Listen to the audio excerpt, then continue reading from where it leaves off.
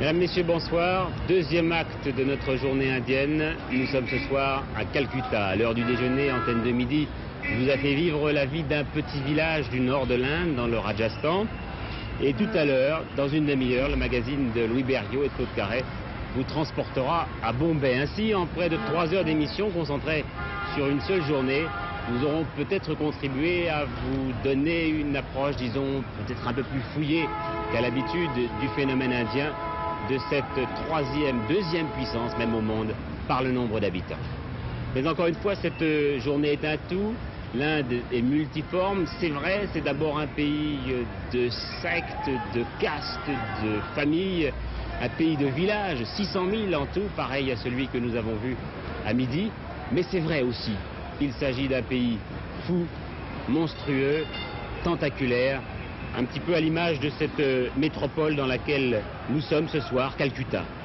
Calcutta construite pour 800 000 habitants et qui en abrite aujourd'hui 10 à 12 fois plus. L'Inde de la misère, du courage, des défis.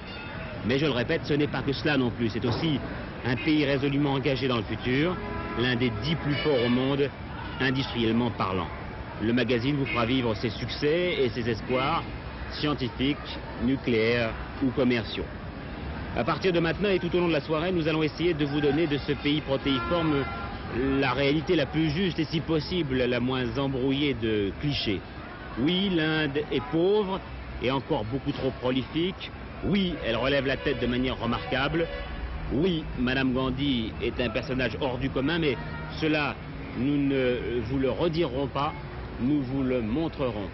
C'est la vocation de la télévision en général et d'Antenne 2 en particulier, que de faire, comme nous venons de le faire à l'instant, parler l'image. Et puis nous évoquerons bien sûr les événements internationaux de l'heure, les conséquences de l'intervention soviétique en Afghanistan, la montée de l'islam très présent ici, particulièrement dans ce pays bengali, à Calcutta. Enfin, nous parlerons, comme hier et avant-hier, de la visite de Valéry Giscard d'Estaing, et c'est par ça d'ailleurs que nous allons commencer. Tous les journaux indiens titrent aujourd'hui sur l'appel à la paix lancé hier par Indira Gandhi et Valéry Giscard d'Estaing. Appel amplement justifié par la fragilité de la situation qui règne en Asie centrale. Il suffit de parcourir les premières pages de ces quotidiens pour s'en rendre compte. Le chef de l'État pakistanais demande aux soviétiques de quitter immédiatement l'Afghanistan. Le Vietnam accuse la Grande-Bretagne de relancer la guerre froide. De son côté, la Libye condamne dans des termes très sévères les États-Unis. Ces manchettes alarmistes donnent l'impression que le monde est désormais divisé en deux camps. D'un côté, les pro-soviétiques, de l'autre, les pro-américains. Et c'est précisément pour éviter ce clivage qu'Indira Gandhi et Valéry Giscard d'Estaing ont signé hier cette déclaration commune. La France et l'Inde s'adressent surtout aux pays qui pourraient être tentés de prendre parti. New Delhi et Paris leur demandent de rejeter cette vision manichéenne et de militer au contraire pour la détente, le dialogue et le non-alignement au sens littéral du terme.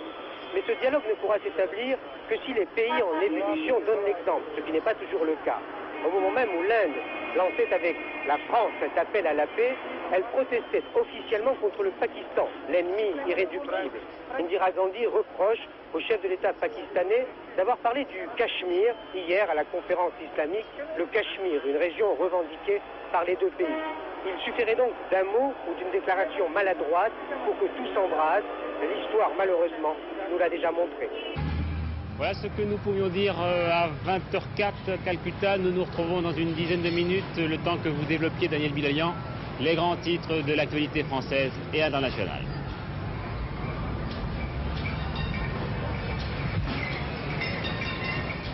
Bonsoir, et oui, et tout d'abord une information qui vient de tomber à l'instant, à 20h. Madame Simone Veil vient de se prononcer pour le boycott des Jeux Olympiques de Moscou. Le président de l'Assemblée européenne, qui est actuellement aux États-Unis pour rencontrer le président Carter, vient de faire cette annonce devant les journalistes du National Press Club, où se trouve notre envoyée spéciale Patricia Charnelet, que nous écoutons tout de suite. En son nom personnel, Simone Veil vient donc de déclarer qu'elle était pour le boycott des Jeux Olympiques. Cette prise de position, vous pouvez l'imaginer, vient de provoquer une grande émotion et une grande satisfaction dans la salle du National Press Club de Washington. Car cette déclaration, en réponse à une question d'un journaliste, constitue une surprise et sans aucun doute un événement. En effet, en tant que présidente du Parlement européen, Elle va beaucoup plus loin aujourd'hui que la résolution adoptée par l'Assemblée de Strasbourg sur ce sujet il y a 2 semaines. Les parlementaires invitaient alors les responsables des Jeux à reconsidérer leur position si l'occupation d'Afghanistan devait se poursuivre. À peine arrivée à Washington, Simone Veil a une attitude beaucoup plus ferme.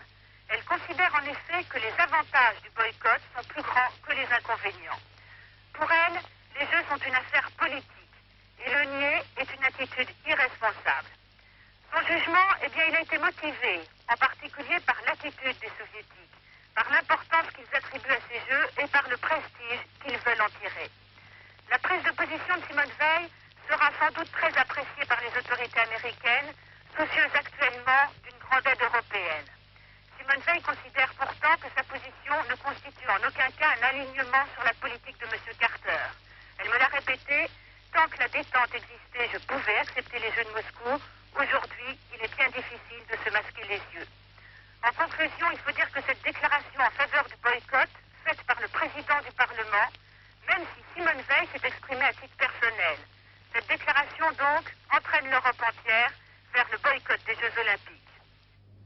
Oui, et pour l'instant, Mme Veil est toujours en train de parler. Je pense que Patricia Charnay nous appellera une nouvelle fois à l'occasion du dernier journal tout à l'heure en fin de programme.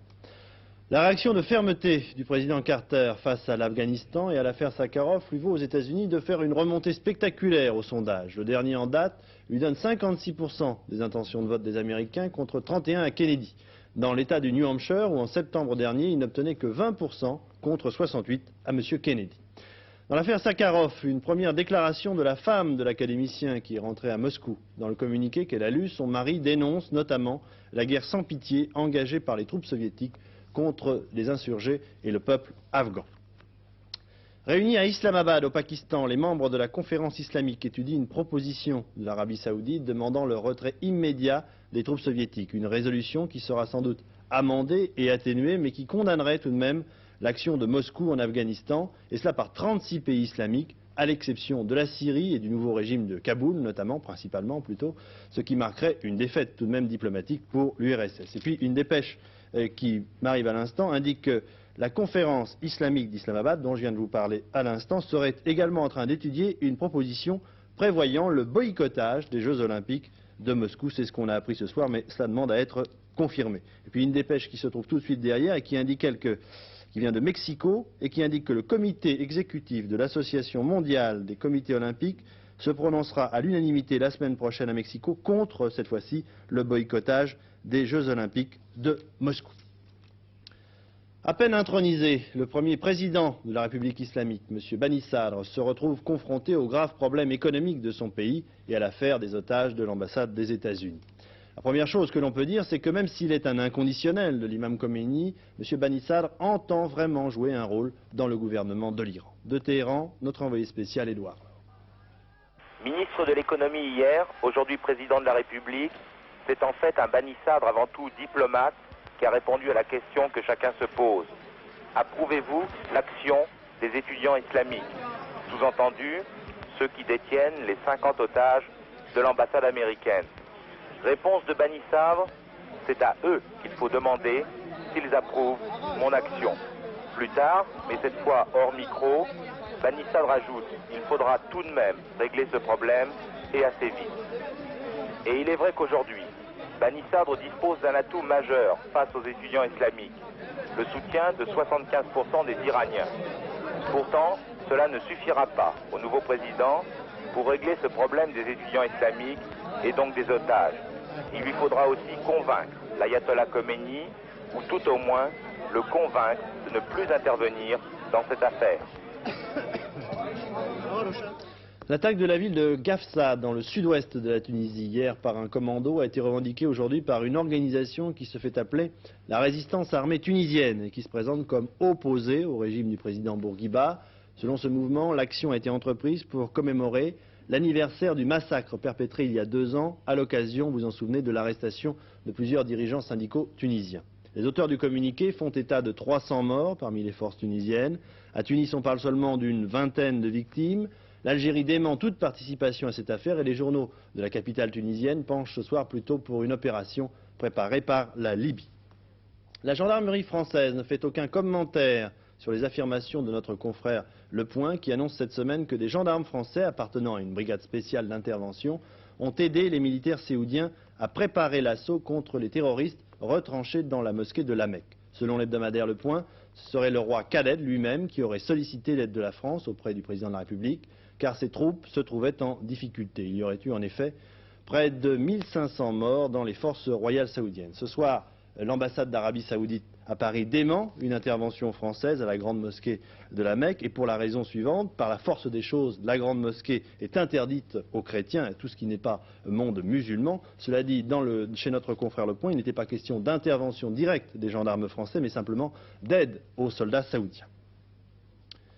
L'Arabie Saoudite, toujours, a décidé de relever le prix de son pétrole. On ne connaît pas encore le nouveau tarif, on parle de 2 $ de plus par baril, et vous savez que la France est un très gros client de l'Arabie Saoudite. En France, le débat politique intérieur est aussi, lui, d'une certaine façon, tourné aussi vers l'étranger. Exemple, M. Michel Rocard réclame un débat au sein du Parti socialiste sur un éventuel boycottage des Jeux Olympiques de Moscou, alors que la semaine dernière, M. François Mitterrand avait dit clairement qu'il était opposé à toute mesure de boycott. C'est aussi la politique étrangère, Afghanistan et affaire Sakharov, qui fait l'objet des discussions au congrès de la Fédération d'éducation nationale à Toulouse. Discussions entre la tendance majoritaire, proche du Parti socialiste, et le courant de pensée communiste. Compte tenu du climat politique à gauche, cette cohabitation, autrefois symbole de l'unité de la FEN, n'est plus très facile aujourd'hui. Cette première journée a été essentiellement marquée par l'intervention du secrétaire général, M. André Henry, un rapport principalement politique, comprenant une attaque très nette contre le Parti communiste français. De Toulouse, notre envoyé spécial Dominique Laure. C'est presque devenu un lieu commun d'affirmer aujourd'hui qu'un débat d'enseignants est toujours plus politique que syndical. Et ce congrès de la FEN qui vient de s'ouvrir ici à Toulouse n'échappe pas à la règle, loin s'en faut. Ce matin, André Henry, le secrétaire général, a ouvert le feu. D'entrée de jeu, il a évoqué la guerre froide en condamnant l'intervention soviétique en Afghanistan. Des bruits de bottes qui suscitent une vive inquiétude. Critique sévère à l'égard de la politique scolaire et sociale du gouvernement, mais également une violente attaque à l'égard du Parti communiste, responsable, selon lui, de l'échec de mars 78. Il faudra retenir que le Parti communiste français a pris en mars 78 une lourde responsabilité devant l'histoire, celle de poignarder l'espérance des travailleurs.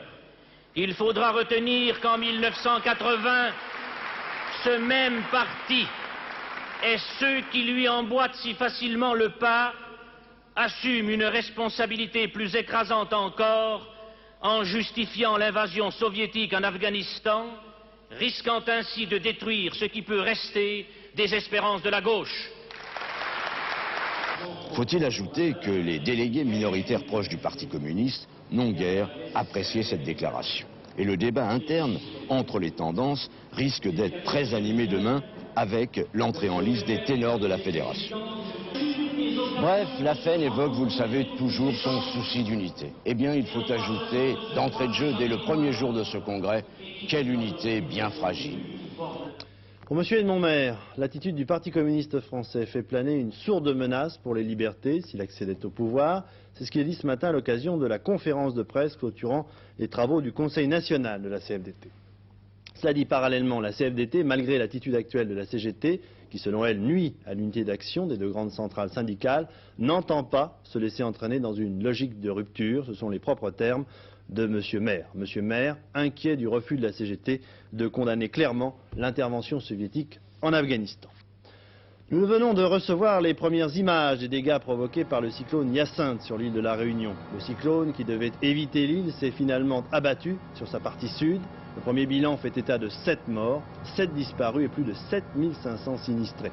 Les dégâts matériels sont considérables. Le Premier ministre, M. Raymond Barre, qui est natif de la Réunion, vous le savez, a adressé un télégramme à la population réunionnaise dans lequel il indique que le Conseil des ministres de mercredi examinera la situation à la Réunion. Cela dit, d'ores et déjà, le secrétaire d'État au département et territoire d'outre-mer, M. Dijoux, s'est rendu sur place et 2 avions remplis de vivres et de matériel divers sont également arrivés à la Réunion. La météo, pour terminer, demain en métropole, le temps sera nuageux et les températures en hausse sur la Bretagne, la Normandie et le Nord. Ailleurs, le froid et les brumes persisteront le matin avec des gelées importantes sur le centre-est, l'Auvergne et le Bourbonnais. Le temps sera ensuite ensoleillé avec des nuages dans la soirée sur la Vendée, la Touraine et l'Île-de-France. Les vents de sud-est seront faibles à modérés. Voilà, nous rendons maintenant tout de suite l'antenne à Patrick Poivre d'Arvor et aux envoyés spéciaux d'Antenne 2 en Inde. Bonne soirée. Retour donc à Calcutta pour approfondir avec vous un sujet à propos duquel on a peut-être trop longtemps vécu sur des schémas tout faits, la misère. Pour en parler, nous ne sommes pas allés voir à nouveau Mère Teresa, qui vit pourtant à quelques centaines de mètres d'ici, qui a fait un bien fou à Calcutta, mais que l'on a peut-être un peu trop utilisé depuis l'attribution de son prix Nobel de la paix. Nous avons préféré pénétrer en compagnie de Philippe Gassot et de Daniel Maillot dans l'un de ces innombrables slums, c'est-à-dire des taudis, des bidonvilles qui défigurent Calcutta. L'un de ces endroits où, lorsque l'on a la chance d'être assisté, on ne vit en tout et pour tout qu'avec 100 grammes de pain par enfant et par jour, un point c'est tout. Cette misère-là, terriblement pudique, ne se laisse pas dévoiler si facilement. Vous allez comprendre pourquoi. La misère à Calcutta, où l'on croise sur chaque trottoir où vivent en permanence une centaine de milliers de personnes, estompe un dénuement encore plus grand, de l'autre côté des façades. C'est le monde des taudis, qu'on appelle ici des slums. Pour aller à Tiljala, l'un des 3000 slums de la ville, il faut franchir le pont numéro 4, à côté de la gare de Park Circus. Ici, nous sommes toujours à Calcutta, même si cette tanière indigne des hommes semble sortir du fond des âges. Des campagnes d'information lancées par le gouvernement communiste régional ont incité la population à refuser de se laisser filmer pour ne pas donner de Calcutta l'image de la misère qui lui colle à la peau. On a parlé aussi à juste titre du danger d'entrer dans ces cités taudis pour les étrangers. De nombreuses organisations internationales qui aident la population ne sont pas favorables à l'étalement en public des conditions de vie des défavorisés de Calcutta. Des raisons de dignité, dit-on. Nous avons préféré nous adresser directement aux habitants de ce quartier où vivent 50 000 personnes pour savoir ce qu'eux-mêmes, les premiers concernés, souhaitaient. Et la dignité humaine qui est grande dans cet ensemble gigantesque de taudis a été de nous démontrer que l'on n'accepte pas ici la misère comme une fatalité. On veut en sortir de cet engrenage. Une association a été constituée. 12 responsables bénévoles réunis dans l'école gratuite créée par eux, grâce aux dons des habitants, veillent comme ils le peuvent aux destinées de leurs semblables. Comme tous les matins, le pain attribué par le gouvernement, 100 grammes par enfant, est attendu. Aujourd'hui, il ne viendra pas.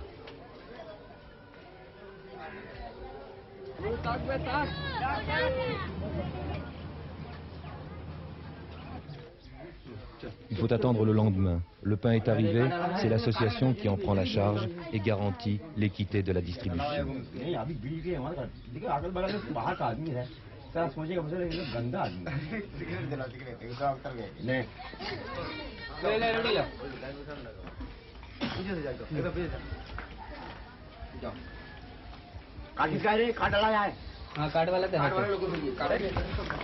La mission de ceux qui ont pris des responsabilités ici, c'est aussi de porter assistance aux malades. Ils sont visités et si la maladie persiste, ils seront transportés à l'hôpital de Mère Teresa. Dans cette pièce unique, humide, on vit à 7 pour un loyer de 15 roupies par mois.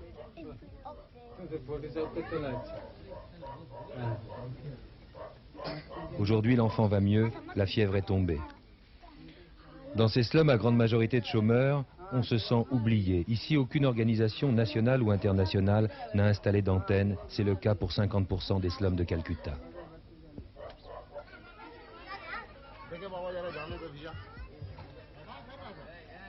Le gouvernement ne nous aide pas beaucoup. Au point de vue santé, êtes-vous suivi? Oui, il y a quelques contrôles. Est-ce suffisant? Pas assez. Pourtant, en fait, le gouvernement fait de gros efforts pour l'amélioration des conditions de vie. Mais les problèmes sont énormes. L'eau est un de ceux-là. Il n'y a pas assez de points d'eau pour tout le monde. Le gouvernement fait creuser des puits, construire des commodités, installer des égouts. Mais tout cela est sans rapport avec les besoins. Il faudrait beaucoup d'argent et il en manque. Alors les intéressés eux-mêmes donnent l'exemple. Dans les slums de Babou Lane, des volontaires ont entrepris de nettoyer l'étang, véritable refuge pour les moustiques et foyer de malaria. S'aider soi-même, l'idée n'est pas récente. Depuis plus de 20 ans, les étudiants indiens ont créé un hôpital avec le produit de la vente de leur sang. Indira est étudiante en sciences. Elle est, quand elle peut, la maîtresse d'école, la conseillère et le médecin pour les vaccinations. Ici, pas une seule fois on nous a demandé de l'argent, pourtant on en a bien besoin. Et pour ceux qui ne peuvent survivre, malgré l'extraordinaire solidarité qui unit ces parias, c'est bien souvent la mort ou au mieux le mouroir où officie Mère Teresa. Et tous mes amis reporters qui sont allés la voir en sont sortis bouleversés, humiliés. C'est un endroit vraiment qui vous laisse quelque chose, même quand on a le cœur et le cuir très solide. Cette misère-là, elle est en grande partie provoquée par l'attrait absurde de la grande ville. Alors que nous l'avons vu à midi, près de 9 Indiens sur 10 vivent encore à la campagne, la succion des grandes métropoles est de plus en plus terrible. Et cela donne la situation que vont maintenant vous décrire Bernard Rapp et Jean Ray dans des usines à la Zola, à la Dickens, des usines de filature de jute.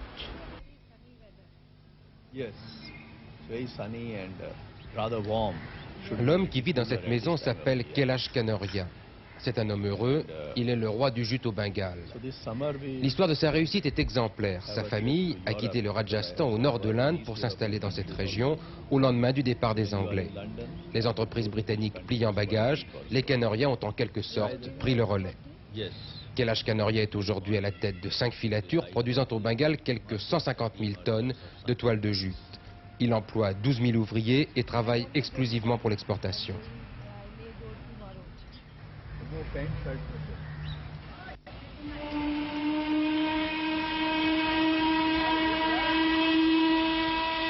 Ces hommes travaillent dans l'une des usines du groupe Kanoria. Ils sont, toute proportion gardée, des privilégiés. Ils ont un emploi fixe qui leur assure un revenu qui oscille entre 300 et 500 roupies par mois, 150 à 250 francs. Le rêve de beaucoup à Calcutta et ailleurs en Inde. Pourtant, aucun de ces hommes n'est de la région. Tous sont venus des États avoisinants et notamment du Bihar, l'État le plus pauvre de l'Inde. 3500 d'entre eux ont trouvé un emploi ici. Ils habitent autour de l'usine dans des logements de fortune. Ces ateliers sont typiques de l'industrie traditionnelle indienne. Des machines sommaires servies par 1 ou 2 ouvriers. La plupart des opérations sont manuelles, c'est le meilleur moyen de procurer du travail à un maximum d'ouvriers. Comme les salaires sont très bas, tout le monde y trouve son compte. À court terme du moins, car cette industrie qui n'exige aucune main-d'œuvre qualifiée aurait tout aussi bien pu s'installer n'importe où dans la région. Elle aurait alors contribué à désenclaver un peu la campagne. Je sais bien que c'est une mauvaise chose, mais voyez-vous, l'Inde est un pays pauvre. Et pour que les industries s'implantent dans les régions rurales, nous avons besoin de structures d'accueil, telles que routes, voies ferrées, téléphones, etc. Or, pour le moment, on ne peut pas avoir ces facilités en dehors des grandes villes. Et puis, il y a aussi les problèmes énergétiques. Enfin, il nous faut des écoles pour les familles des cadres et tous les moyens d'organiser au mieux leur vie. Non, vous savez, il faudra beaucoup de temps pour développer tout ça, et en l'absence d'un tel développement, je ne vois pas comment les industries pourraient s'implanter en dehors des villes. Obligation technique ou volonté délibérée des industriels de s'installer aux portes des grandes villes, une chose en tout cas demeure. Aujourd'hui, les villes surpeuplées et démesurément enflées sont les seuls centres industriels de l'Inde. Un paradoxe dangereux dans un pays où 90% de la population vit difficilement dans les campagnes. Voilà donc pour cette inégalité pauvre-riche, l'un des premiers déséquilibres auxquels doivent s'attaquer les autorités indiennes. Mais ce n'est pas le seul. Il faut d'abord savoir qu'il y a des disparités culturelles, à commencer par la langue. Ici, au mieux, seuls 30% d'Indiens peuvent se comprendre. Ce sont ceux qui parlent l'hindi. Viennent ensuite beaucoup plus loin le tamil, le telugu, le marathi et ici même à Calcutta, le bengali. La langue, mais aussi la religion. Car tout le monde ici n'a pas embrassé l'hindouisme, comme dans ce temple dédié à Ramakrishna. Il y a aussi les chrétiens, les sikhs, les bouddhistes et surtout les musulmans, particulièrement ici, à Calcutta. 12% de la population. Voyez bien, sous ce pont le plus fréquenté du monde, 1 million de piétons par jour, coule le Gange, fleuve sacré. Et nous avons voulu savoir comment, dans un monde perturbé par le réveil de l'islam, se comportaient les musulmans indiens. Sont-ils comme leurs frères en révolte? La réponse de Bernard Rapp.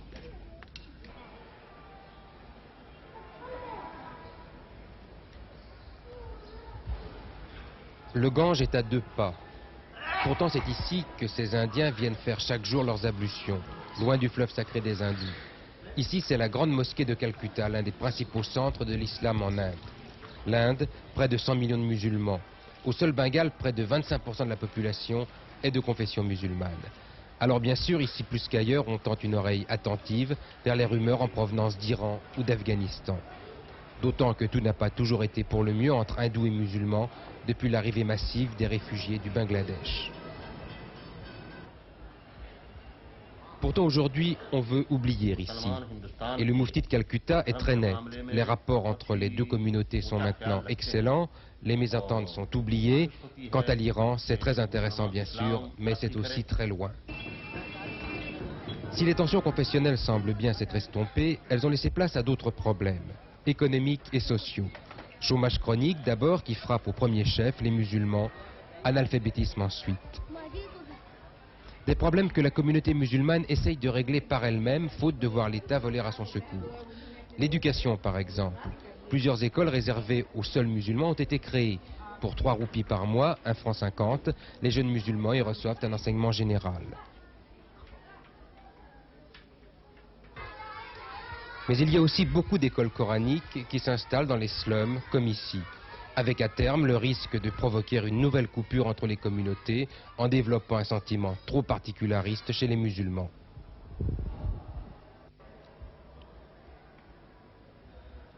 Ce sentiment, on le retrouve d'ailleurs à l'Institut musulman de Calcutta. Calqué sur le modèle des clubs anglais, cet institut regroupe 1 millier de jeunes intellectuels musulmans. Ils se retrouvent ici chaque soir, renforçant là encore leur spécificité.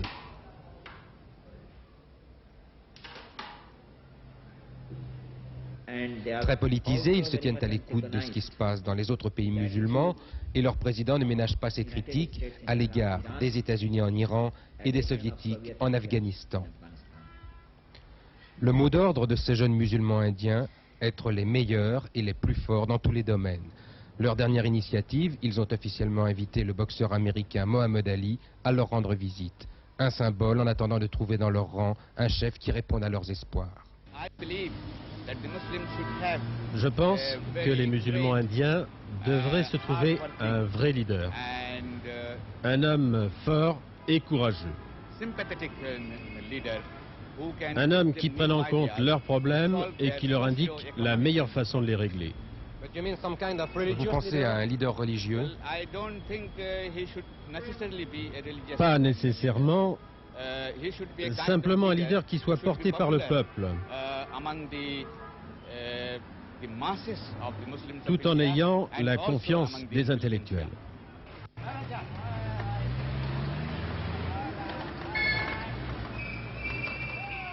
Il était bien entendu que sur tous ces sujets d'actualité brûlante, sur la montée du monde musulman, sur l'affaire iranienne, sur l'intervention soviétique en Afghanistan, sur le réarmement intensif du Pakistan, il fallait avoir l'opinion du nouveau Premier ministre depuis 3 semaines, Indira Gandhi.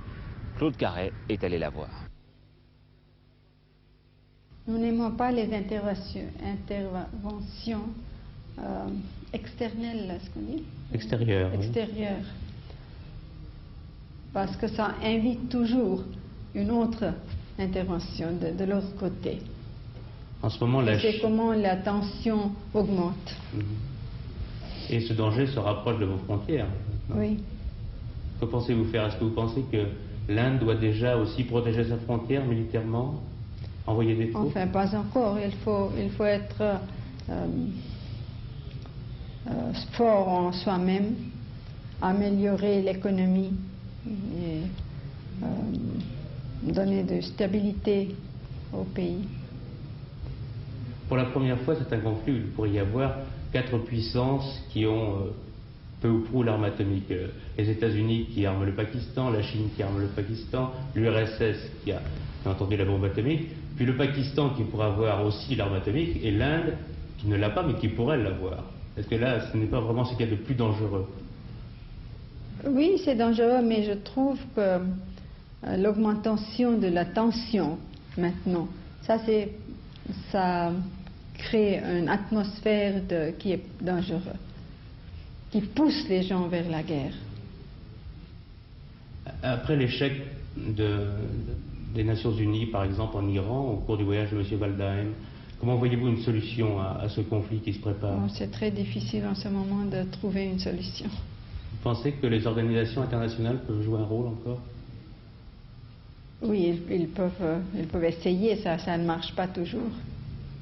Et est-ce que l'Europe, par exemple, l'Europe et la France peuvent essayer de jouer un rôle dans ce conflit? Je pense que tout ce qu'on peut faire en ce moment, c'est d'essayer d'arrêter l'augmentation. De la tension. Essayer de résoudre la tension, essayer de diminuer cette tension. Oui. Et quel développement attendez-vous de la visite du président Giscard d'Estaing? Espérons que ça... Nous sommes déjà des amis, nous avons la coopération économique et culturelle aussi. Et nous voudrions que ça devienne encore plus proche. Madame Gandhi, c'est évident, se trouve à la tête d'un État charnière, coincé entre l'URSS, la Chine et le Pakistan. Et par 2 fois déjà, vous le savez, elle a montré au Pakistan son humeur guerrière et sa capacité à se défendre. Alors, le peut-elle aujourd'hui encore? Eh bien, une partie de la réponse se trouve dans le reportage de Pierre Champetier et Daniel Maillot sur l'armée indienne. Une armée à entraînement, à formation anglaise, un petit peu à l'image de ce mémorial Victoria, à matériel soviétique et à équipement de plus en plus indien. Regardez bien, mais surtout ne vous laissez pas abuser par les toutes premières images. Un côté très british. Un sens de la tradition que maintiennent haut les brigades du désert ou les lanciers du Bengale. Formée à l'anglaise, l'armée indienne ne peut renier ses origines et a conservé l'héritage. Le stick, la cornemuse, la discipline et le gazon dans les casernes. Ceux qui l'encadrent et la dirigent aujourd'hui ont presque tous fait leur classe dans l'ancienne armée des Indes de sa très gracieuse majesté. La modernisation de cette force date des conflits avec la Chine et le Pakistan. L'URSS, avec laquelle l'Inde est liée par un traité d'assistance mutuelle, en a été l'instrument. Le gros de l'équipement, chars, avions, canons, est d'origine soviétique.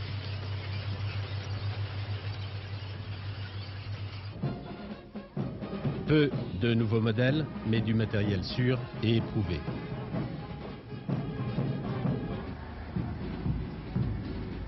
Actuellement, cette dépendance tend à se réduire. L'Inde, qui a fourni les Alliés en matériel pendant la dernière guerre, possède sa propre industrie d'armement qu'elle cherche à développer. De plus en plus, elle évite d'acheter et préfère construire elle-même sous licence. C'est ainsi, par exemple, que les usines de Bombay fabriquent à la chaîne des hélicoptères et des missiles anti-chars d'origine française. Cette politique d'indianisation a si bien réussi que l'Inde est aujourd'hui en passe de devenir un pays exportateur d'armes. Ce qui s'accorde mal, il faut bien le dire, avec le vieux principe de non-violence. C'est pourtant sur cette idéologie de la non-violence qu'est fondé le refus de l'armement nucléaire. Certes, l'Inde a fait exploser sa bombe atomique il y a 6 ans, mais elle en est restée là, volontairement. Tout le monde sait pourtant qu'elle n'hésitera pas à se lancer elle aussi dans la course aux armements nucléaires dès que le Pakistan, son adversaire privilégié, possédera sa propre bombe. Voilà, comme nous approchons de la fin de ce journal, il nous faut revenir à sa vocation première, c'est-à-dire vous montrer le maximum d'images sur Calcutta. Calcutta, l'une des plus grandes villes du monde et sans doute aussi l'une des plus démesurées. Tout le monde l'a dit, mais c'est bien vrai, Calcutta c'est d'abord la rue. La rue où l'on travaille, où l'on joue, où l'on aime, où l'on enfante, où l'on meurt aussi. Sur cette rue qui fascine et qui déroute tout à la fois le regard de Bernard Rapp et de Jean Rey.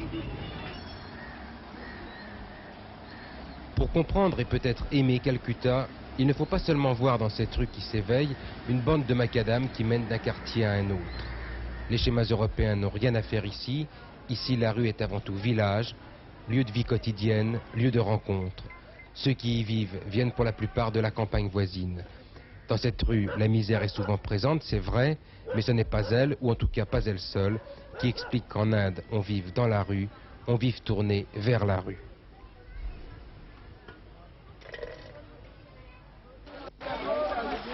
Ainsi, dans l'une des villes les plus sales du monde, on ne fait pas 100 mètres sans rencontrer un groupe se lavant à une fontaine. Avec précaution, pudeur, et sans aucune honte.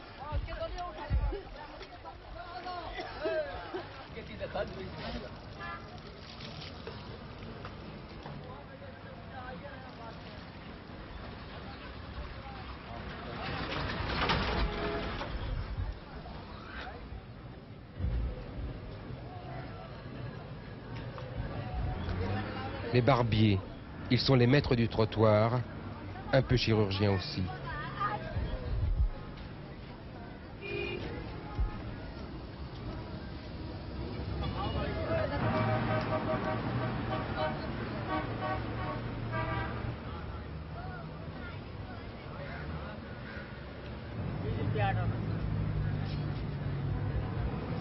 Ces ouvriers, outils aux pieds, attendent que quelques passants viennent leur proposer du travail pour la journée. Le travail fini, ils reviendront ici attendre de nouveaux clients.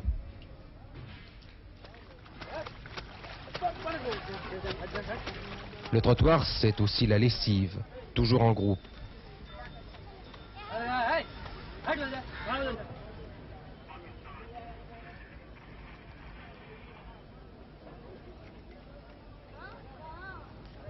L'astrologue, inévitable en Inde avec ses perroquets, a lui aussi sa place sur le pavé. Et les clients ne manquent pas.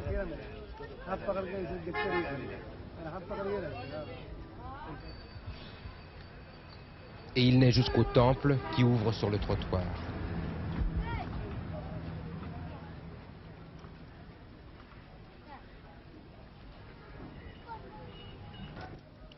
Vers 8 heures, enfin, la rue se remplit, s'enfle, est prise d'assaut par la multitude. Chacun y remplit sa tâche précise, porteur de paniers, rickshaw, charretier, petit vendeur. La rue est alors devenue la ville. Pour terminer sur une note d'espoir, avant d'en arriver au magazine, un coup d'œil sur une industrie qui grouille et qui n'a pas fini de nous étonner, l'industrie cinématographique. C'est en volume la plus importante du monde, avant même celle d'Hollywood, 2 films par jour. Je dis en volume, pas en qualité, car longtemps en effet ce fut le règne de la guimauve et du cinéma sirop, mais depuis quelque temps les choses changent.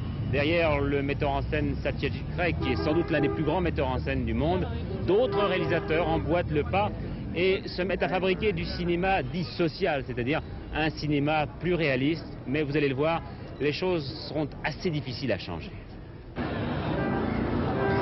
Des cinémas comme celui-ci, il en existe une centaine à Calcutta.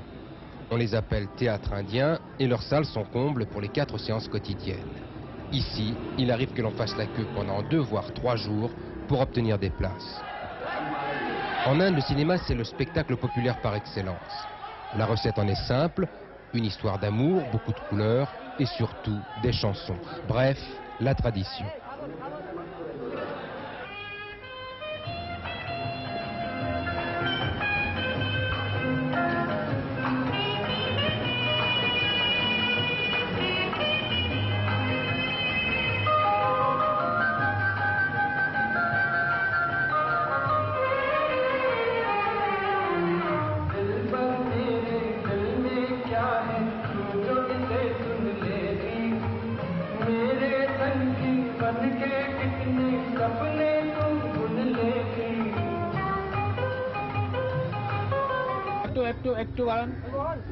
Pourtant, on ne peut parler du cinéma indien sans parler aussi d'une autre forme de cinéma. Ses représentants s'appellent Satyajit Ray ou Mrinal Sen, 2 grands noms du cinéma international. Leurs films ne ressemblent en rien au cinéma traditionnel, pas de studio, ils travaillent le plus souvent sur le terrain, pas de thème mythologique, ni d'orchestre multicolore. Simplement, ils font des films sur la réalité de l'Inde d'aujourd'hui.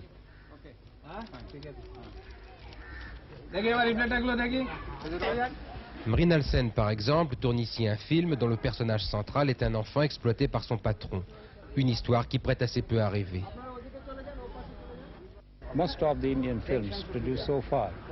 La plupart des films indiens sont tout simplement nuls. Ce sont des films qui n'ont rien à voir avec l'art cinématographique et rien à voir non plus avec la situation véritable de notre pays.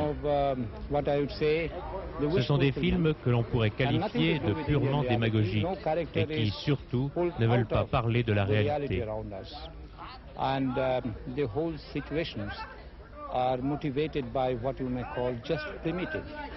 Pour ma part, je crois à un cinéma utilisé comme un véritable moyen de communication sociale.